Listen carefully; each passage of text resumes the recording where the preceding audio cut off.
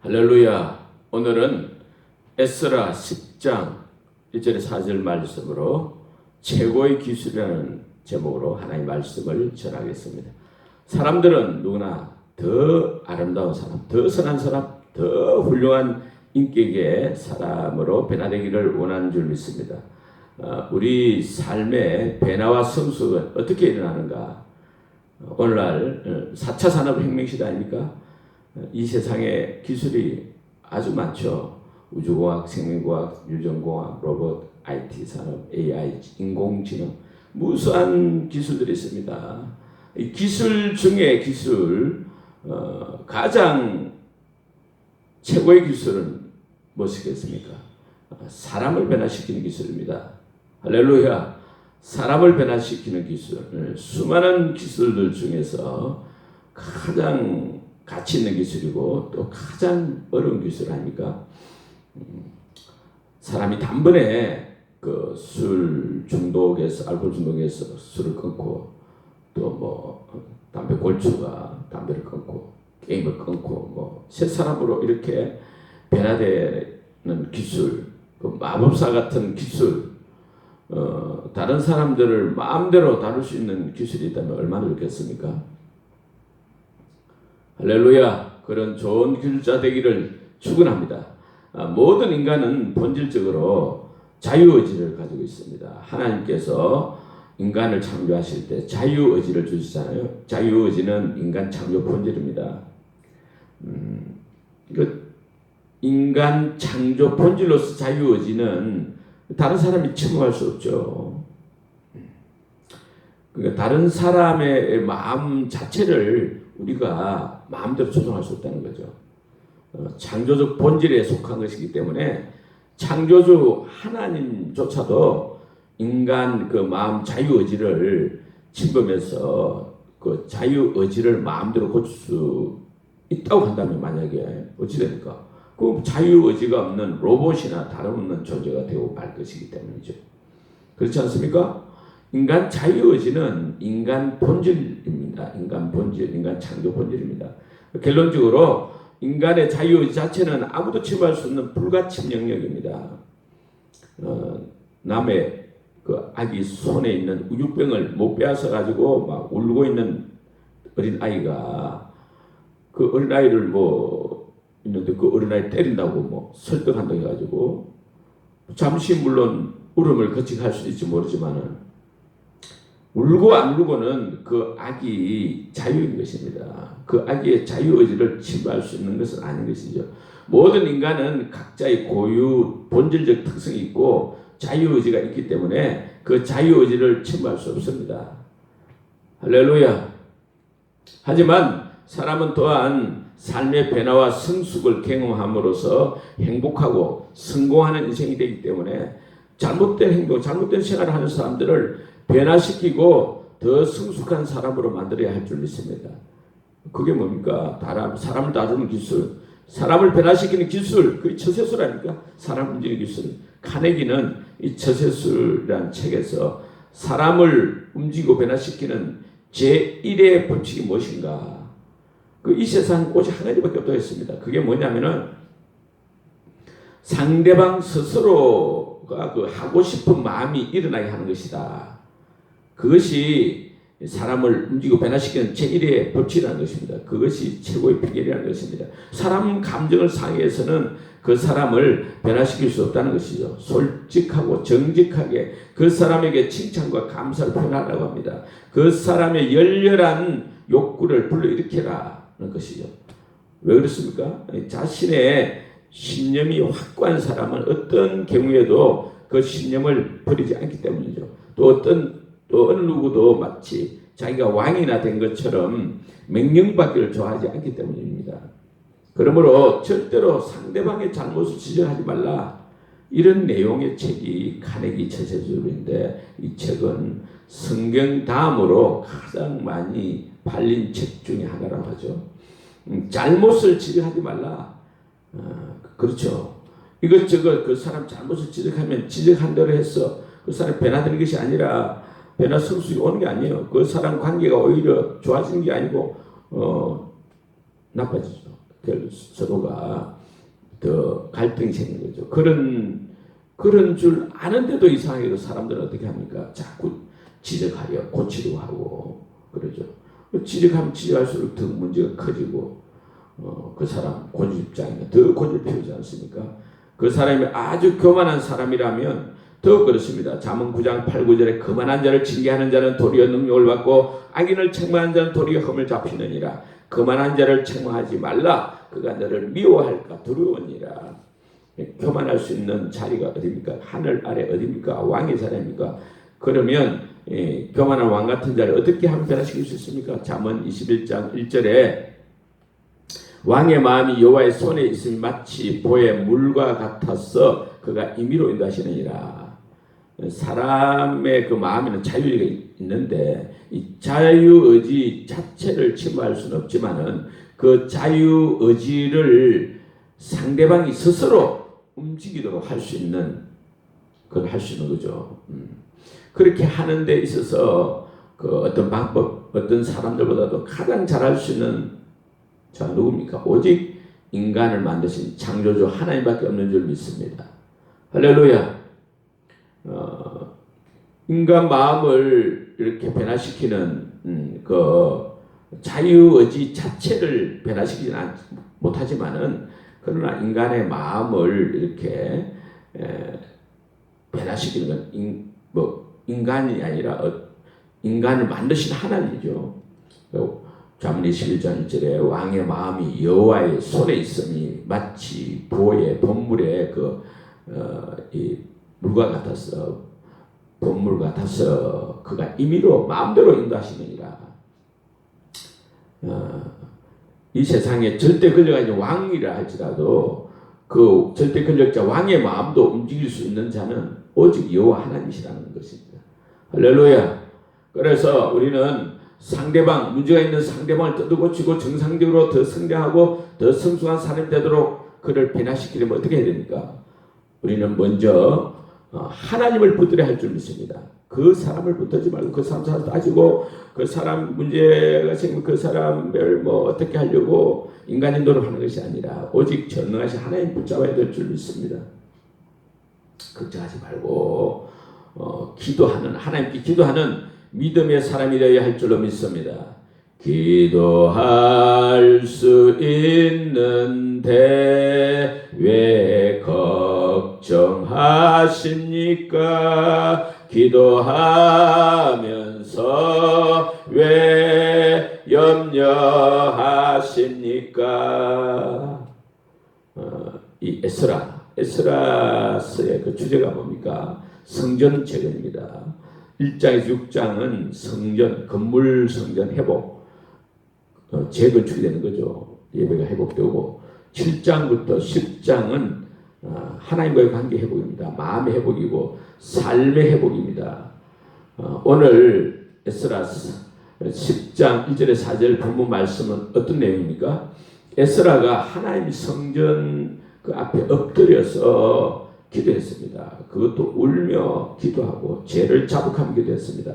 그랬더니 많은 백성들이 에스라에게 나와서 심한 통고로 울며 아이고 우리가 범죄하여 이방인자들을 취하여 아내를 삼고 했던 거 잘못했습니다. 이제 우리가 하나님의 말씀대로 이방 여인과 그 소생 자녀들을 다 내어 보내기로 언약을 세우겠습니다. 율법대로 살겠습니다.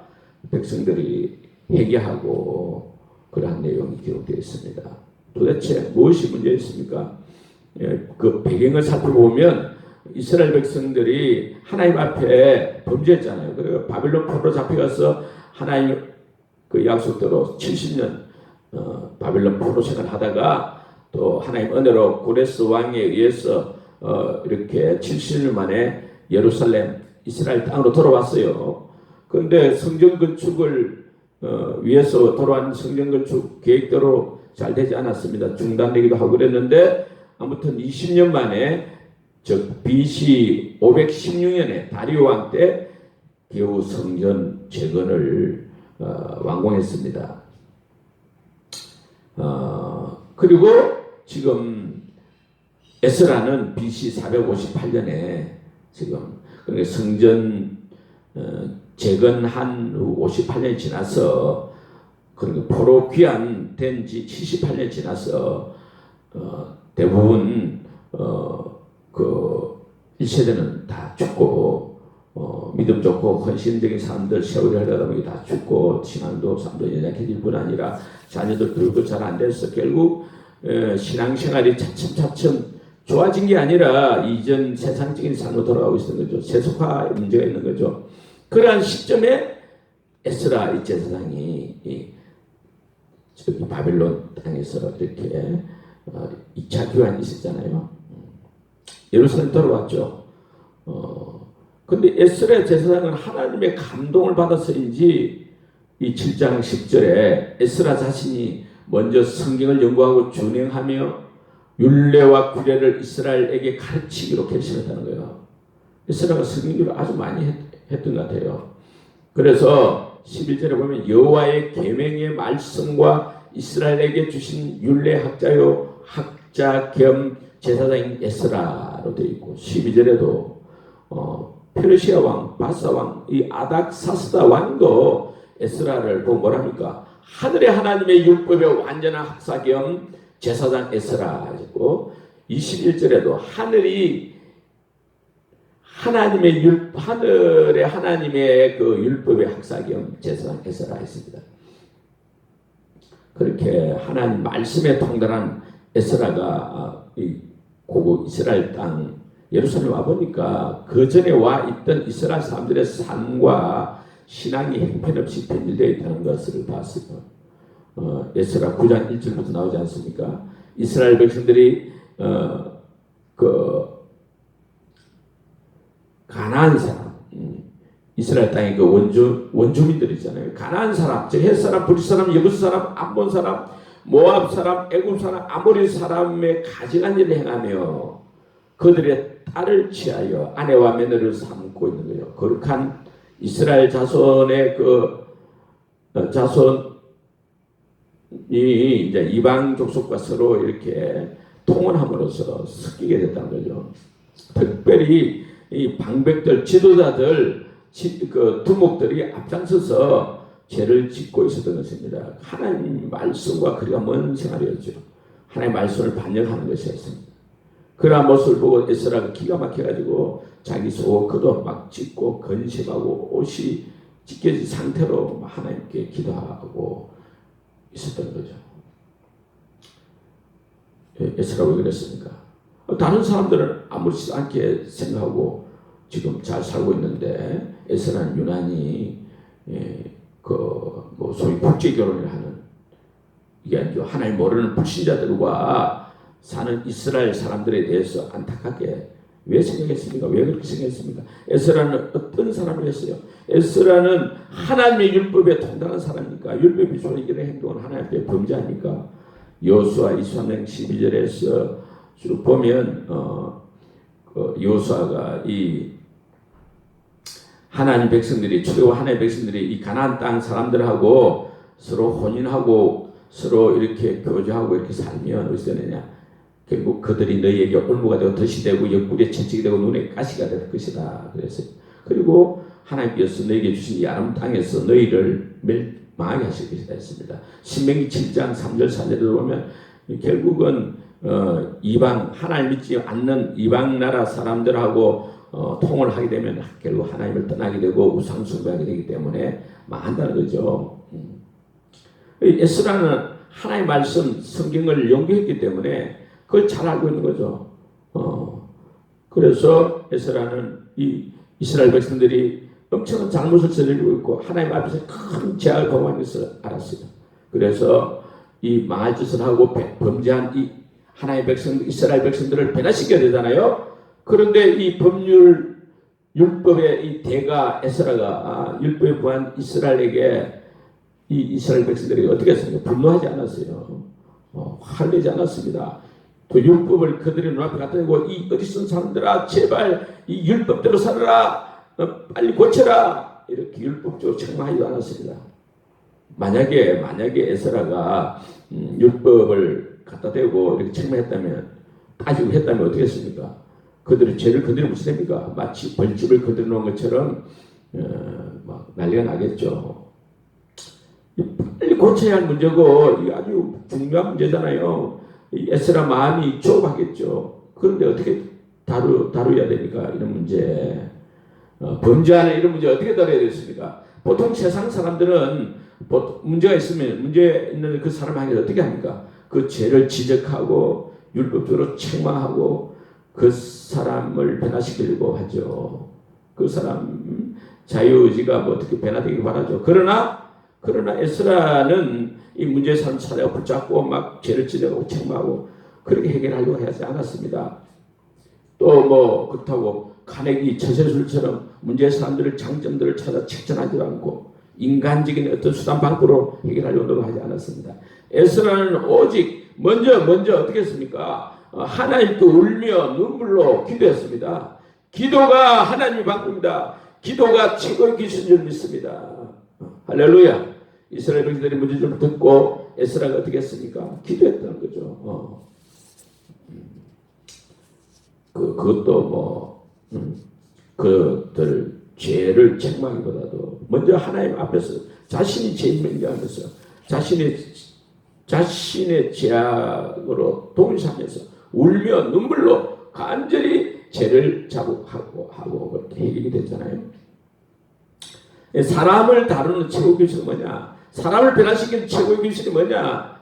이 최고의 기술은 하나님 방법 에스라처럼 나부터 먼저 회개 기도하는 것입니다. 에스라 무릎 꿇고 하늘 향해서 손을 들고 하나님 기도했습니다. 에스라 9장 여러분 나의 하나님이여 내가 부끄러워 낯이 떳떳하여 감히 나의 하나님을 향해 얼굴 들지 못하오니 이는 우리 죄악이 많아 정수에 미치고 우리 허물이 커서 하늘에 미칩니다. 7절에도 우리의 죄가 심하네 우리의 죄악으로 말미암아 10절에도 우리가 주의 계명을 저버려 사오니 13절에 우리의 악한 행실과 큰 죄로 말미암아 이 모든 일을 당하여 사오나 14절에 우리가 어찌 다시 주의 계명을 거역하고 이 가증한 백성들과 통혼하오리까. 사실 에스라는 죄를 짓지 않았죠. 그러나 죄를 지은 사람들의 그 죄를 자기가 지은 것처럼 우리라는 표현을 쓰잖아요. 그리고 하나님께 나갔죠. 먼저 하나님께 나가서 죄를 고백했습니다. 왜 하나님께 먼저 나갔습니까? 하나님만이 절대 주권자 해결자이시기 때문에 알았죠. 또 에스라가 범죄한 백성을 찾아 따지고 책망해서 문제가 해결될 일이 아니라는 거죠. 사람에게 따지고 사람을 책망한다고 뭐 된다고 해결될 것 같으면 먼저 하나님께 나갈 필요 없는 거죠. 그러니까 무조건 에스라는 하나님께 나가서 그들의 죄를 나의 죄로 동일시하면서 먼저 하나님 앞에 간절히 눈물로 기도했던 것입니다. 철저히 기도했죠. 그랬더니 기들이 났지 않습니까? 삶의 변화가 되었다는 거죠. 신기하게도 내가 내 기도를 통해서 하나님을 움직여야 하나님은 그들을 변화시켜 주시고 기적을 베풀어 주신 줄 믿습니다. 다른 사람들을 원망하고 책망이 앞서서 내가 먼저 회개 기도했더니 얼마나 가슴이 답답하고 얼마나 안타깝고 힘들었으면 옷을 찢고 막 쏘고 찢고 눈물로 하나님 앞에 무조건 기도했다는 것이 에스라. 그처럼 우리도 그 기도하면 하나님께서 변화시켜 주실 줄 믿습니다. 범죄한 인간, 잘못된 인간 변화시켜 주실 줄 믿습니다. 예수여 비오니 나의 기도 들으사 애통하며 회개한 마 충만하게 하소서. 아멘. 그렇게 울며 기도하니까 많은 백성이 같이 막 크게 통곡하고 또 이스라엘 중에서 백성의 남녀 어린 아이와 큰 무리가 앞에 모이고 그 중에 스가냐가 스스로 에스라에게 나와서 말하잖아요. 우리가 하나님께 범죄하여 이방 여자를 아내로 삼는 죄를 범했으니 이제는 하나님의 명대로 이 모든 이방 여인들과 그들의 소생들 다 내보내고 하나님의 언약대로 율법대로 행동할 것입니다 하면서 회개가 일어났지 않습니까? 삶의 변화가 일어났잖아요. 이스라엘 백성 삶에 놀라운 변화가 일어났습니다. 이것이 하나님의 회복의 법칙인 줄 믿습니다. 남의 죄를 내 줄 알고 내 가슴을 끌어안고 예수님의 십자가에 대속된 사랑의 행위를 하는 거죠. 할렐루야. 그게 기도 아닙니까? 하나님 기뻐하신 행위, 회개 기도입니다. 그러므로 우리 사랑하는 사람들의 문제, 그 문제를 위해서 그 문제를 내 문제로 알고 그들의 잘못이 내 잘못이고 그 원수의 잘못이 내 잘못, 내 직장도의 잘못이 내 잘못이고 내 죄고 그 악한 사람 잘못은 내 죄고 그렇게 회개 기도할 때 하나님 기뻐하시고 하나님께서 역사해 주신 줄 믿습니다. 기적을 베풀어 주신 줄 믿습니다. 직장, 친구, 동료 마음에 안 듭니까? 자녀들 하는 행동이 마음에 안 듭니까? 가슴이 답답합니까? 우리가 어떻게 해야 되겠습니까? 문제가 보이면 답답이 생기면 무엇보다도 에스라처럼 문제 해결자 하나님 앞에 무조건 나부터 앞에서 무조건 나부터 해결해야 할 줄 믿습니다. 그런 죄를 짓지 않은 나부터 무조건 해결 기도해야 됩니다. 무조건 내가 먼저 그들의 죄를 나의 죄 동시하면서 그 문제를 끌어안고 무조건 나부터 하나님께 부르짖기도 해야 될 줄 믿습니다. 기도해도 잘 안 풀립니까? 그래도 끊임없이 포기하지 말고 무대포로 기도해야 될 줄 믿습니다. 하나님의 해답이십니다. 기도가 해답인 줄 믿습니다. 새벽기도, 방기도, 임재기도, 산기도, 차 안에서 기도, 걸으면서 기도, 온갖 기도하면 은혜가 풍성한 하나님께서 그 문제를 아주 쉽게 해결해 주실 줄로 믿습니다. 할렐루야.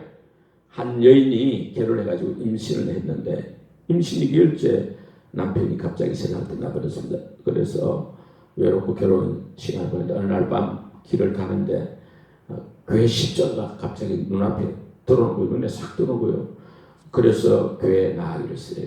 하나님 의지하기로 했습니다. 아들을 낳아 품에 안고 그때부터 교회 열심히 다녔습니다. 그 아들이 박유생인데 박유생은 성장해서 노래를 좋아했어요. 청년 때 그래서 일본 유학 가가지고 성악가 데리고 부산에 배 타러 갔다가 부산에 배를 타려고 이렇게 잠시 머무르는데 그만 소매치기 당해가지고 유학도 못 가고 부산에 이제 주저앉게 됐는데 공부도 하고 해서 검찰 시기도 하고 또 축산업 사업을 해가지고 돈을 많이 벌었다 그래요. 결혼도 하고 아무튼 그렇게 부자가 됐는데 갑자기 중병이 걸려가지고 6개월 동안 쉬게 됐어요. 6개월 동안 쉬는 동안 설교를 많이 됐습니다. 근데 하나님 부르심을 받아가지고 재산을 정리하고 목사가 됐죠. 부산 연지교회를 개척했습니다. 그런데 이 박유생 아들이 하나 있는데 아들이 그 박정호인데 그때부터 아들이 전화를 다녔는데 이게 방탕해지는 거예요. 왜 그러냐면은 아빠가 지금 갑자기 목사가 돼가지고 부유한 재산 다 정리해버리니까 학교 도시락 싸갈 때 고기 반자 싸갔는데 이제는 도시락 싸갈 그런 행편도 못하고 가난한 집이 돼버리니까 목사 아들이 되게 너무 불편한 거예요. 그래서 차츰차츰 빛나기 시작하고 또 목사 아들이라 보니까 교회에서도 성도들이 보통 아이들과 다른 잣대로 자꾸 바라보고 내가 원하는 것도 아닌데 목사 아들이 됐는데 내가 자꾸 나를 수 높은 사람으로 생각하고 그렇게 기대하고 대하니까 싫은 거죠. 견디기 힘든 거예요. 또 하나님 안 믿어지고 그래 차츰차츰 공부도 잘 안 하고 학교 시간도 잘 안 하고 그래서 대학교 겨우 입학했는데 입학하는 그때부터 나는 그동안 하나님 믿은 적이 없습니다. 신앙시간 자유니까 나는 앞으로 교회 안 나가겠습니다 하면서 방기를 든 거예요. 학교도 이제 안 나가고 교회도 안 나가고 박정은 이 부모 박유생 우리 목사님이 참 고민 많이 되는 기도도 많이 하지만 때리기도 하고 했지만 안 되고 그래서 아들을 위해서 믿음 좋은 여자와 결혼시키면 달라지겠지 싶어서 그래서 결혼시켰는데 이 목사님 아들하고 결혼한 이 믿음 좋은 신부는 이 남편이 목사 아들니까 신앙이 좋겠지 생겼는데 주일 예배도 참석 안 하니까 또 그리고 지 맘대로 살고 하니까 너무 실망이 된 거예요. 그렇지만 아내는 하나님 기도했고 박정은 이 아들은 굉장히 건강했는데 이상하게도 결혼한 지 얼마 후에 만성피로 온 거예요. 또 기침이 막 나오고 그래가지고 가보니까 병원에 가보니까 결핵상기라는 거 지금부터 40년여 전에 그때는 생명이 위험할 정도의 그 치명적인 결핵이죠. 병원에서는 의사가 당신 앞으로 6개월 동안 약물 치료와 주사를 맞아도 치료될지 모르겠다 그렇게 하는 거예요. 그러면서 약을 많이 지어주는 거예요. 그래서 받은 결핵약을 20일 정도 복용했는데 어느 날 보니까 약봉지가 없어져 버렸어. 이 약봉지가 어떻게 됐냐 하니까 아내가 약봉지를 약을 모조리 다 치워버리는 거예요. 그래서 그 일로 아내와 다투고 막 싸우고 했는 거죠. 왜 약봉지를 버렸냐 말이야. 그건 내 생명이 걸린 약인데 왜 버려? 그랬는데 아내는 그러고요. 계속 약을 먹고 약을 의지하면 하나님 찾지 않을 것 같아서 채웠습니다. 같이 새벽기도에 나갑시다. 그러니까 교회는 무슨 교회야? 교회 안 나간다. 그런 거예요. 그런데 그 며칠 지나 좋은 겨울인데 새벽기도 나가면서 아내가 그래요. 새색지가 말이야. 새벽길 혼자 다니면 위험하잖아요. 나를 예배당까지만 좀 데려다 주세요. 그렇게 신랑한테 부탁하는 거죠. 신랑한테 부탁하니까 그 신랑 되는 박정원 이 아들이 할 수 없이 보디가드가 돼가지고 교회 따라가서 뒷자리에 앉아 있는 거죠. 그런데 하나님 말씀이 목사님 통해 들려야 되는데 안 들리는 거예요. 근데 며칠 지나니까 목사님 말씀이 들어오는 거예요. 귀에 들어오는 거예요. 그때 박정원 아들은 그래서 하나님께서 살아계시다면 살아계신 증거를 보여주세요. 제가 삶을 바꾸겠습니다. 한 달 동안 날마다 회개의 눈물을 흘리며 기도했습니다. 결핵약도 없으니까 안 먹은 지가 한 달이 지났는데도 이 사람 몸이 더 좋아진 것 같아요. 그래서 병원에 한번 가봐야 되겠다. 병원에 가서 가니까 의사가 약도 다 먹지 않고 벌써 왔어요 하고 타발 주는데 그래도 검사 한번 받아보고 싶습니다. 제 몸이 좀 좋아졌습니다. 그러니까 검사 결과 보니까 폐가 흔적도 없이 깨끗하게 되었다는 거예요. 구멍이 있어야 할 폐가 흔적 없이 깨끗해 되셨다는 거예요. 그래서 의사가 당신을 고치신 분은 하나님이십니다 그러던 거예요. 박정원도 병음을 나서면서 아내 그러던 거예요. 이 주기 사는 모든 사람이 하나님 없다 해도 나는 살아계신 하나님을 믿는다. 그래가지고 박정원도 8년의 그 방한 생활을 끝내고 이제 아빠한테 전화를 해가지고 제가 신학교로 하겠습니다. 고신대학교 29살에 들어갔어요. 아버지는 그동안 어떻게 했느냐? 처음에는 막 야단치고 때리고 설득하기도 했지만 뒤에는 굴지도 않고 큰소리를 뽑지도 않고 아들이 말씀 필 때면 하나님 다 제 잘못입니다. 이 아들이 잘못한 거 다 제 잘못입니다. 내가 부족해서 그렇습니다. 하나님 용서해 주세요. 그렇게 검시하고 기도하고 했고 또 어머니도 만 8년 동안 예배당에 떠나지 않고 아들 위에 엎드려 철회기도 했다는 거예요. 그래서 박정은 이 아들이 결국 나와 같은 사람들에게 복음을 전하게 신학교 가서 고신대학교 가서 훌륭한 목사님도 결국 고신교단 총회장까지 됐어요. 아버지도 물론 훌륭한 분이시니까 고신교단 총회장이 되었고 아들 박정은 목사도 고신교단 총회장이 됐고 또 그 아들 박주생의 손자도 목사가 되어가지고 교회를 세우겠습니다. 문제 해결의 최고의 기술이 뭐냐? 기도하면 기도죠. 기도하면 하나님께서 반드시 문제의 사람을 변화시켜 주시고 회복과 성숙을 이루어 주실 줄 믿습니다. 말씀과 기도를 통해서 변화와 성숙을 체험하는 최고로 멋진 믿음의 사람들이 다 되시기를 주의 이름으로 축원합니다. 아멘.